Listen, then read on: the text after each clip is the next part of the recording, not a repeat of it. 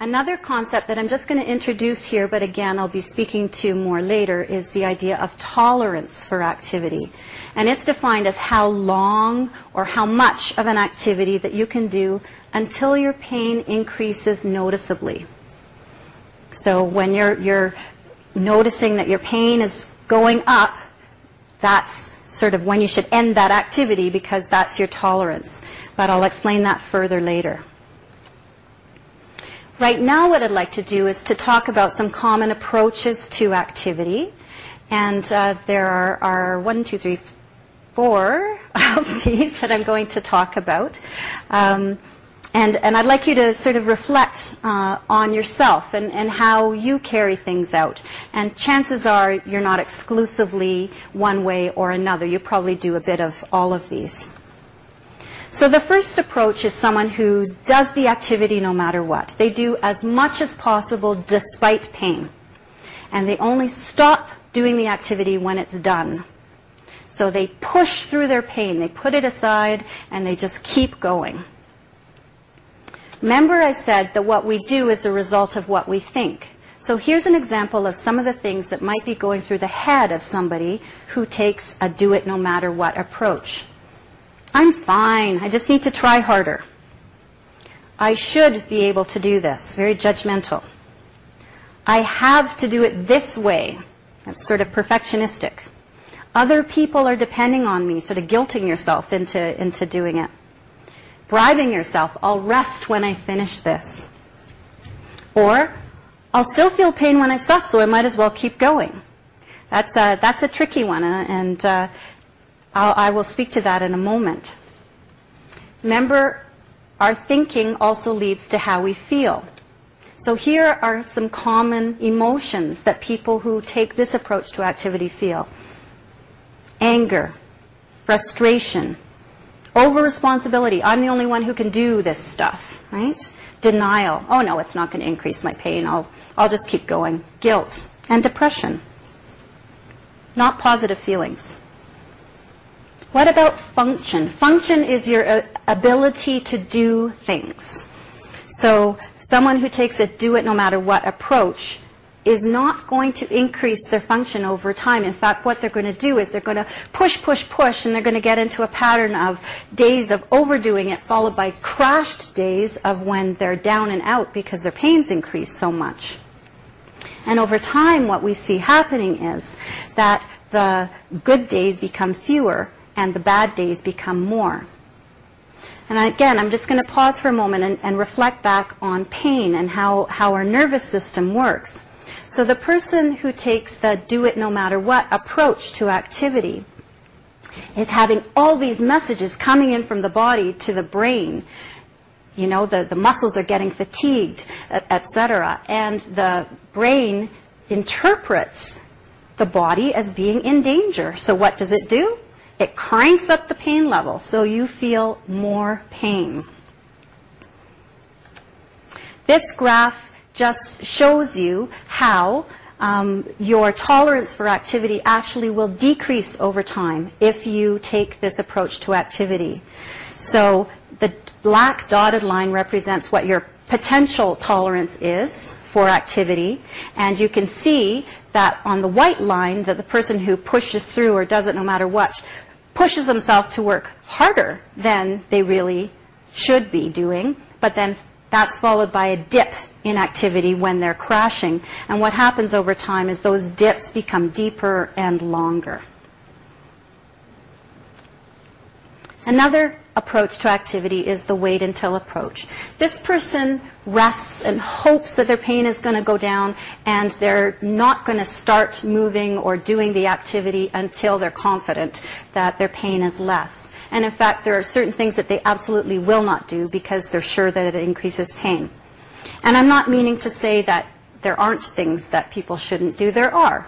And that's going to be unique to each individual. However, this too doesn't have a happy ending. The types of things that might be going through a person's head who waits until would be, ooh, what if it causes me more damage? And then my pain will be worse over time. I better not do it. Or just worrying yourself, uh-oh, this is really going to hurt. If you set yourself up to believe that, chances are it will. If I can't do it like before, what's the point in doing it now? So again, some sort of perfectionistic attitudes. Thoughts lead to feelings. What sort of feelings are predominant in this wait until attitude? Fear is a really common one. People are fearful of harming themselves, or they're fearful of the pain itself, or of movement itself. Depression, hopelessness, boredom. You're not doing very much. It gets boring. Guilt for not doing very much. Frustration, anger. Again, not positive emotions. What about function? Well, what happens is that over time, the person isn't moving and is fearful of moving. The pain is going to get worse when they do go to move.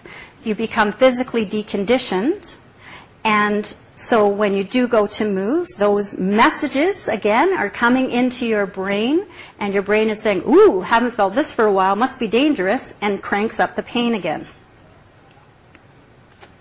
And this is a graph that shows the blue line is the do it no matter what, and the white line is the wait until approach to activity. And so the person who waits until has the same potential tolerance for activity, but over time, because they're waiting, their tolerance level gradually decreases and ends up in basically the same spot as the other approach. But as I commented, most people will do a little bit of each, and it's human nature. You'll wait until you do things that aren't as important to you, and you'll push through or do no matter what things that are really important to you. So this is what we promote. Instead of exclusively one of those approaches, is to take a pacing approach to activity. And I'm just going to talk you through these different steps. The first one there is to become familiar with the pain scale. No doubt you've been asked to rate your pain, and the common scale is from 0 to 10, where 0 is no pain at all, and 10 is worst pain imaginable. It can be any number in there, but it's never higher than 10 because that's the top of the scale. And it's important for you to remember that the use of this scale is practical. It's for your own use. It's to compare yourself to yourself, not to anybody else. And it's a good communication tool with healthcare providers as well.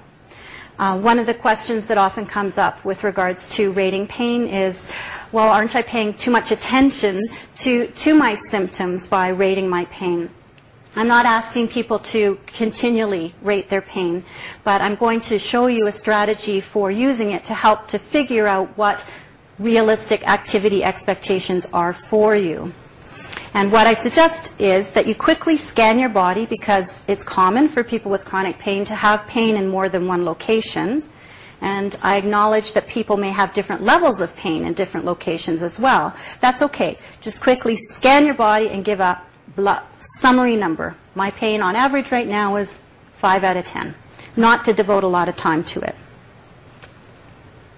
The next stage in pacing is to prioritize activities. And this picture has a woman juggling a whole bunch of things. Because really, life is hectic. We all have things that we have to do, that we're expected to do, and things that we want to do. So what I suggest is the first thing you do is write down a list of all those things. It may be helpful, too, to consider different time frames. It says there, consider short-term and longer-term goals. You know, it may be, I don't know, that you want to spring clean your house. That's a longer-term goal, because that's a big task, so you might want to break that down into smaller, shorter-term goals of, you know, I'm going to focus, there's washing the walls, and there's cleaning the cupboards, and so forth. So breaking it down into smaller chunks. The next step is to prioritize the list simply by putting numbers beside the things on the list. 1, 2, 3, 1 being the most important. And the things at the top of your list are no-brainers. They're important. You're going to get them done. It's the things that are lower down on your list that you may want to put more thought into, because they might not get done. And in order to help you with that, you can go through the process of looking at each activity and thinking, is it absolutely necessary that I'm the person who does this thing? Or can I get help